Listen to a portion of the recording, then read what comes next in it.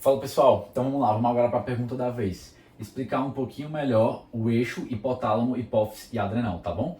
Eu já falei com maneira um pouquinho mais detalhada sobre essa ideia de eixo, hipotálamo, hipófise e outras glândulas na aula de tireoide.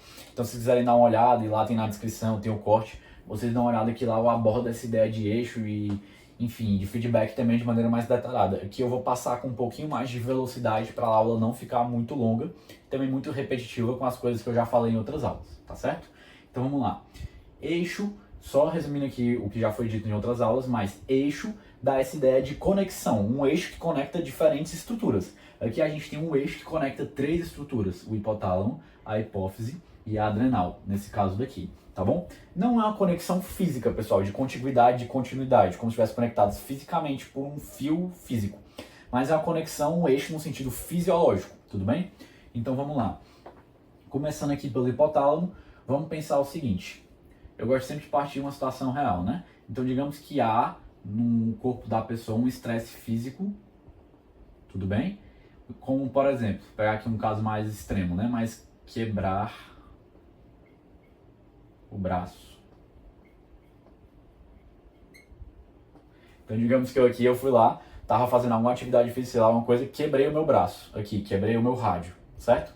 Quando eu quebrei o meu rádio, depois de vários estímulos fisiológicos, vai ter um estímulo que vai chegar e vai estimular fortemente o meu hipotálamo a liberar um hormônio chamado de CRH. Vamos entender a sigla? CRH é Corticotropin Releasing Hormone. Certo? Ou seja, o hormônio liberador de corticotrofina, tá? Ou corticotropina, enfim. Mas vamos pensar trofina, hormônio liberador de corticotrofina, tá bom? Então vamos lá. Guardem isso daqui. O CRH vai agir na hipófise, mais especificamente na adenohipófise, estimulando a adenihipófise, por sua vez, a liberar o ACTH. O ACTH também pode ser chamado por outro nome, que é a corticotrofina. Corticotrofina não é nada mais, nada menos, vamos pegar aqui a etimologia da palavra, trofina vem de alimento, já comentei isso em outras aulas também, mas vai ser o alimento da região cortical ali da minha adrenal, não toda, mas uma parte, já explico isso, tudo bem? Mas vamos só guardar isso daqui, alimento que vai alimentar principalmente a região cortical da minha adrenal. A CTH, a própria sigla é Adrenocorticotropic Hormone. Então é o hormônio adrenocorticotrópico, que é um hormônio que vai ter uma predileção, vai agir na região cortical, trópico, dá essa ideia de trópico, de ação local, da minha adrenal, tá bom? Então, o ACTH, por sua vez, vai agir na adrenal, principalmente na região cortical. No córtex, a gente tem três porções, lembram? A gente tem a porção glomerulosa, que eu vou colocar aqui um asterisco, já explico por quê. A gente vai ter a região fasciculada, ali intermediária, lembram? E mais internamente no córtex a gente vai ter a região reticulada. O ACTH vai agir principalmente nessas duas de baixo. Na glomerulosa, que é responsável pela produção e liberação dos mineralocorticoides, o ACTH não tem um papel muito relevante na secreção, tá certo? Ele vai ter um papel muito mais importante numa questão de permissivo, de permissão. O que eu quero dizer? Vou explicar logo a glomerulosa, pessoal, porque é assim um pouquinho diferente das duas, eu já chego nelas, tá bom? Então vamos aqui. Na glomerulosa a gente tem a produção dos mineralocorticoides. Principal, aldosterona. O que vai controlar a quantidade de aldosterona que está sendo secretada não é o ACTH, mas é na realidade duas coisas. A quantidade circulante no nosso organismo de angiotensina 2 e a quantidade circulante de potássio.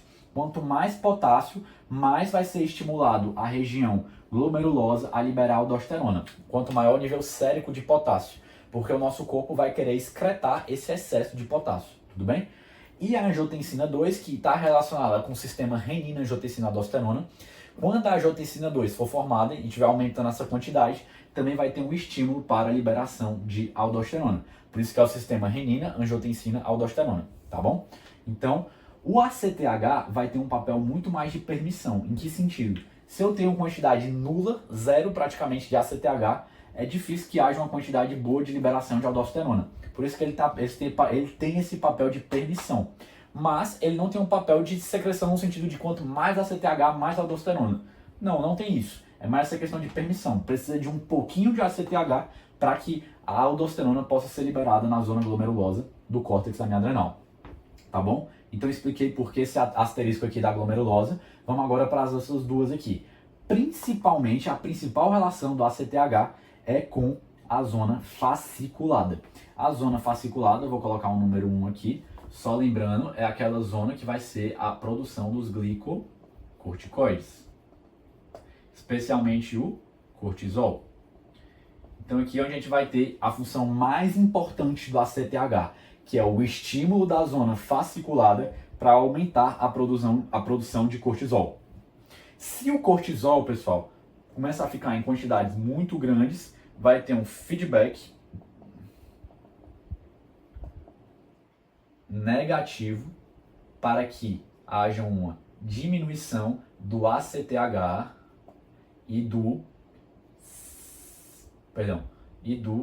CRH, tudo bem?